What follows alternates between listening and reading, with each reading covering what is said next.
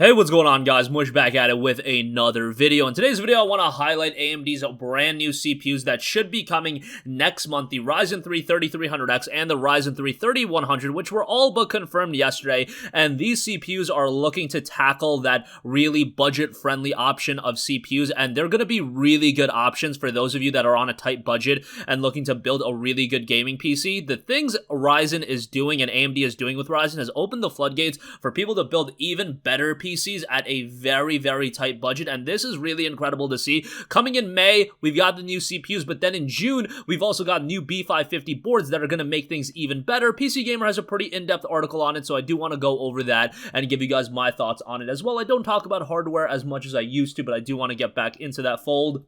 So we'll cover that, and also Death Stranding has unfortunately seen a delay on PC. Not too bad of a delay, and given that Kojima Productions did have to go through a temporary closure, I think it's all but good there. I think it's all fine with Kojima delaying the game just a little bit. We'll talk that at the end of this video, but as noted on PC Gamer, AMD today announced the Ryzen 3 3300X and Ryzen 3 3100, two budget processors, bringing the Zen 2 architecture to the entry-level market. These will be available starting in May, followed soon after by the pared-back and long-rumored B550 motherboard chipset in June. The two Ryzen chipsets both come with 4 cores and 8 threads, which is a little bit of a drop-off from the Ryzen 5. However, it does get a lot better, and I'll get with that in a little second, and will utilize the same Zen 2 architecture found throughout the third gen Ryzen lineup, including some of the best CPUs for gaming today. The Ryzen 3 3300X will be rated to a base clock of 3.8 GHz and a boost clock of 4.3. On the other hand, the Ryzen 3 will come clocked a little bit lower at 3.6 GHz base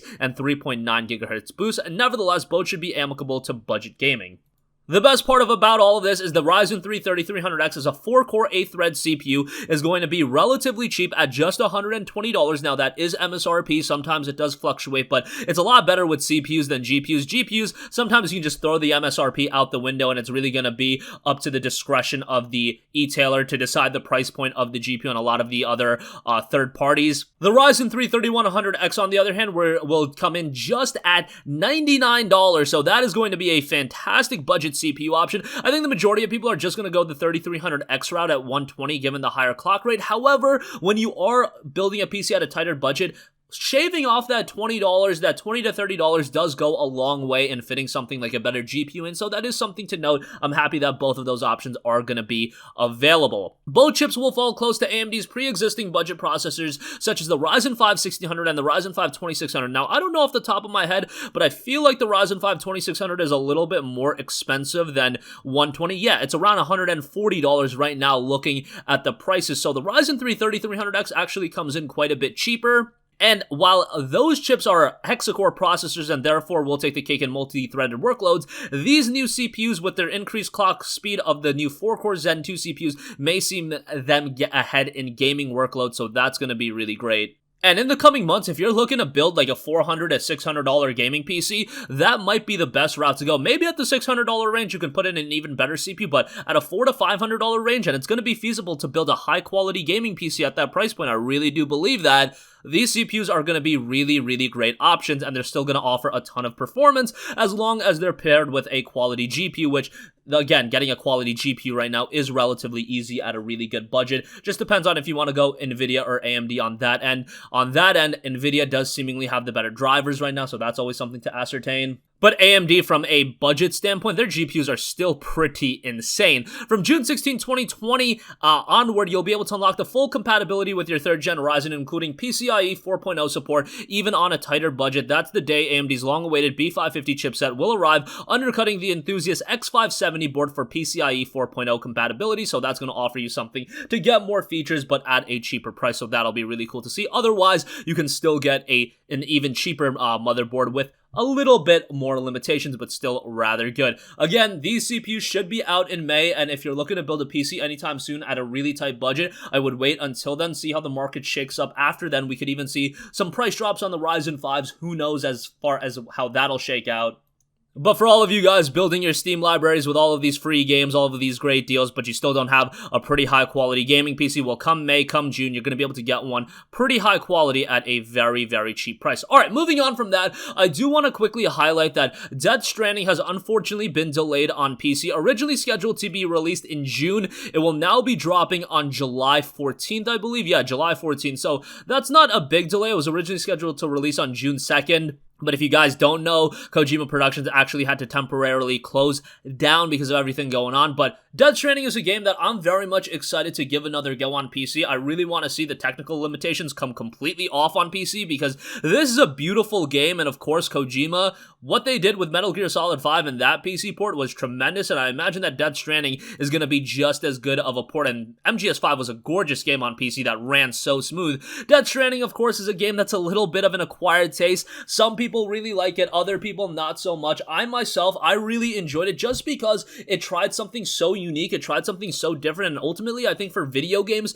to evolve as an entertainment medium, you need games going outside the box a little bit, because now what's going to happen is a lot of publishers and developers are going to look at a game like Death Stranding and they're going to use it as a case study and use the elements that worked in the game, maybe take away some of the elements that people weren't all too fond of, but I think this will just improve other games trying for this type of gameplay formula in the future, and I give Kojima a lot of credit on that. And the story is very engrossing, the world is very cool, and obviously the gameplay, UPS delivery simulator isn't going to be everyone's cup of tea. But I don't know, that's kind of what was marketed and what was promoted the game to be when it was even revealed. And when we first got gameplay, we realized, oh, this is just going to be like a delivery simulator. And I thought it was interesting from that end, and that's ultimately what it turned out to be. Now, it would be one thing if the world wasn't absolutely gorgeous, but thankfully the world is gorgeous. The controls are tight and interesting, a little bit nuanced in that regard as well. If you want to call it a walking simulator, well, it has the best walking mechanics and controls that I've ever seen in a video game, so it's got that going for it. And nonetheless, it's another PS4 exclusive coming to PC, and with this coming in July, Horizon Zero Dawn also slated to come sometime in the summer. Hey, that's going to be two big blockbuster PS4 exclusives making the transition to PC around roughly the same time, so that is pretty exciting.